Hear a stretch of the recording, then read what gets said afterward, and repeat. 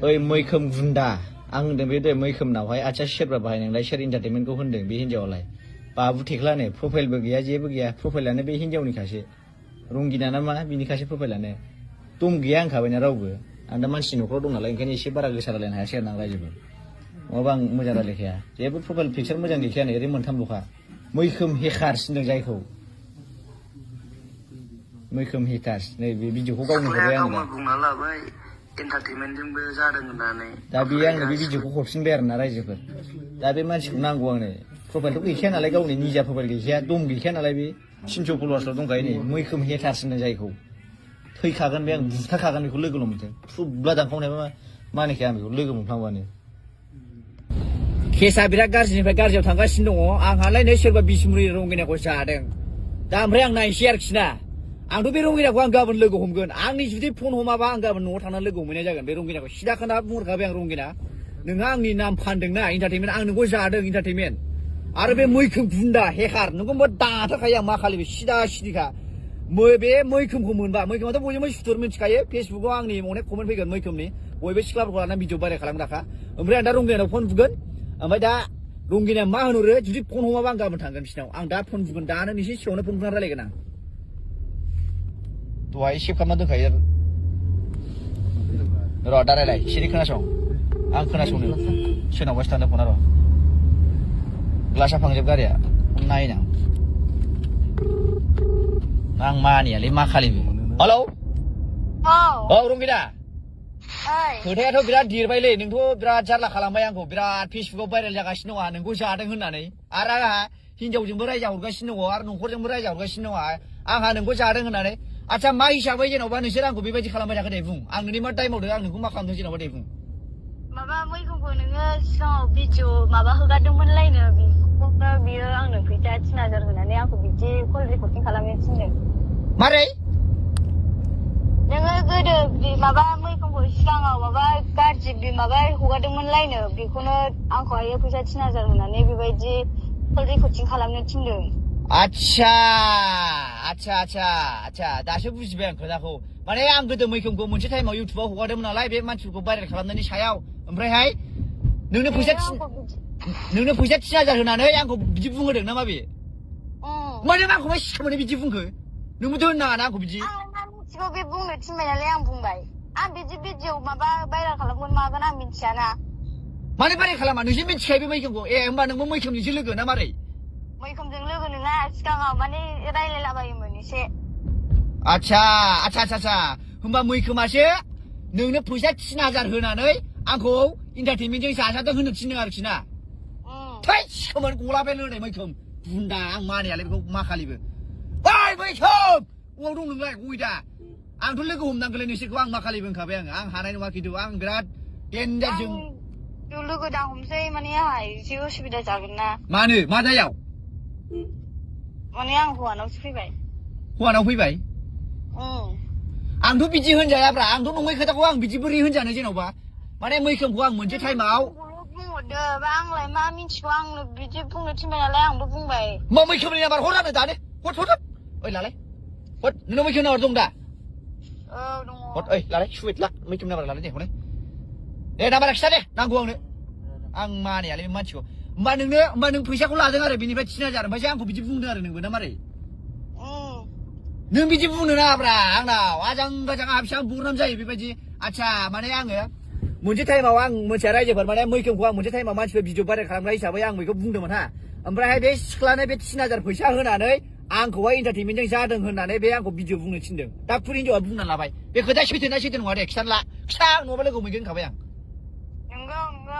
आं डाइरेक्ट बुङो दे ओइ नाम्बारा खिथा दे नाम्बारा लादो दे खिथा नाम्बारा 7349 7349 59 734959 औ 734959 ओमफ्राय 6810 जायासै ना सुमित 6810 स्क्रिनशट होनानै लाबाय नाम्बारखौ 6810 ना मा होनदों ए लास्टआव 0 दंबावो दा गोसोआव ला मिथिबाय जुमाल'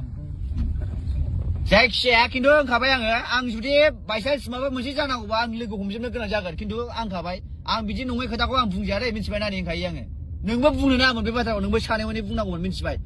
नों बे मानसिखौ मिथिखागौ भिडिअ भाइरेल खालामग्रा मानसि होननानै आंखौ माने बे आंखौ गाख्लायनो बायदिसिना होनदों ना मा होनदों नों बिदिनो गावखौ भिडिअ गाज्रि भिडिअ खालामनायनि बिदि बुंनो थिनदों आरो आंखौ ओमफ्राय आं जेबो मिथिला बुंनो थिनबाय नालाय आंबो बुंबाय आं बिदि आंलाय ओरैनो खेलायदोंसो सानदोंना ओमफ्राय आंबो बुंबाय आंखौ नालिखौ गाख्लायग्रा क'क्राझाराव सोर बिलाय नालिखौ गाख्लायग्रायालाय दं नामा सोरबा गाख्लायग्रा नायनां बिगुरनि आं मानियालाय बे मैखोमबो ओइ मैखोम दंबा फैलाय मा खालिबो बुथारला नोंखौ दाबो बिगुर बुथारफैयो आं नोंखौ मा खालिबो सिथोब सेथ' दोबो थैगोन आंबो थैगोन थुब्ला दानखावगोन आं मा खालिबो बुथारफैगोन आं नोंखौ मा खालिबो सिदा होनखाबाय आं दानबावबायसो साला हिनजावा बे र' सिगाङावनो इन्टारभिउ होखाबाय नैबे नितिन लाइफस्टाइल ब्लग चेनेला खिन्थु दानाबा डाइरेक्ट केस होबाय आं दा नायबानो जाबाय बे भिडिअखौ नायग्रो बेनि उनावहाय बुजिनानै भिडिअ खालामनानै हगार आरोखि ना जानोब्ला खेबसे बिदि भिडिअ हगारना बे मोनसे मिथिबाय नितिन लाइफस्टाइल ब्लग मोनसे ओमफ्रायहाय नैबे मोनसे नैबे बड' क्लिप्स 4.2 मिलियन भिउस बे मोनसे बे मोननैनि भिडिअआ खिन्थु डिलेट जायाबा डाइरेक्ट केस जाखाबाय नोंसोर गोसोआव लाखा मिथिबाय दा चेनेल टेलेन्ट मोननाय नङा होनखायो आं जायखिया भिडिअ हगारग्राया जायखिया बमायनि निजोमनो जिखुनु सोरबा बाहायनों खिन्थु एसे मोजां थाखा मिथिबाय सिदा खोथा बुंहरखाबाय आङो बमायनि निजोमनो सोरबा फन बुगासिनो दं आं नोंनाव खिन्थु नों फनखौ हमाखै दाबो नोंनाव आं 6 बार 7 बार जाबाय फन बुनाया मानो फन हमनो हायाखै नोङो मा रायलायनानै मा खोथायाव निजोम नै बमाय फन बुगासिनो आं बे मानसिनाव फनखौनो हमनो हाया बे ओमफ्राय 10 बार जाबाय आं कल बुनाया फनखौनो हमा दाबो बुगासिनो दं बे मानसिनाव फन रायलायसिगौ आं मोनबा मा खारनाव बिदि मा रायलायनानै माबायदि ओंखारलाया होननानै दा सोंसिगौ आङो भिडिअ हगारग्रायाथ' बेनो ने खोनानाय बायदिबा फनखौनो हमा 10 बार जाबाय आं फन बुनाया जायखिया एसे निजोम बाय आंजों फेस टु फेस मोजाङै रायलायहरबानो जाबाय आरोखि ना नोङो फन हरनानै रायलायहर आं डाइरेक्ट भिडिअआव डाइरेक्ट बुंखागोन आं मा खोथायाव मा ओंखारा फन बुबाय आं आजां गाजांनो फनखौनो हमा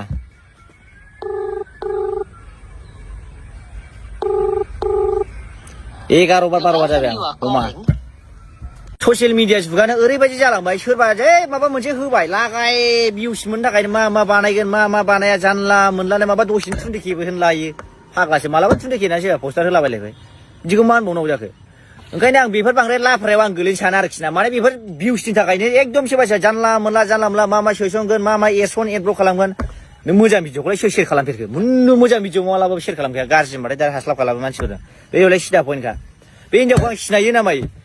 आं नुवा नालाय आं गियाब्रा आं बिन्दास दं दा आंहा भिडिअखौ आंनि हगारनांगौ भिडिअखौ आं हगारबाय दा बिन्दास दं आं दा आं मा जादों आं जेबो जायाखै आं सिनायो ना मायो बिनि बबेबा सोरनिबा फाव फान्दायनायावसो बेबो बुंनांगौ जादोंनो आंथ' रायलायजोब्बायना गासिबो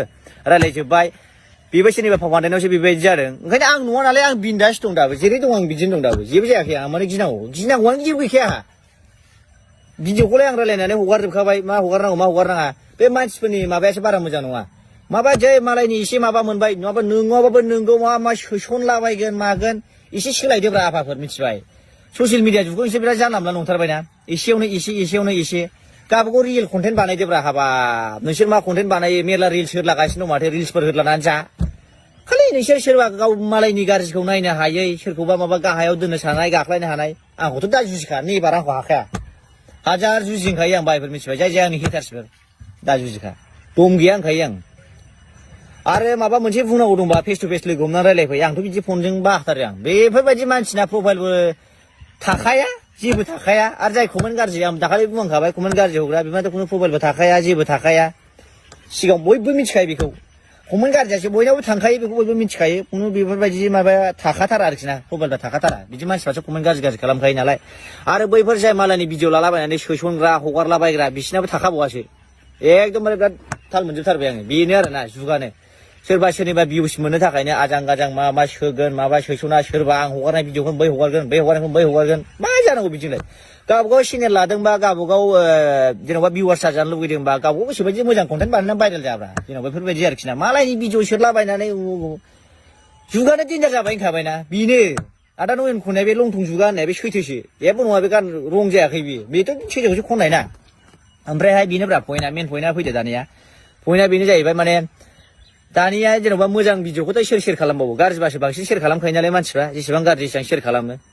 ओमफ्राय 1 नाम्बार कुइसना बेनो जाय भाइरेल जायो दाना बेहासो फल'वार्सआ बारायो ओमफ्राय फेमासआ बिसोर जायो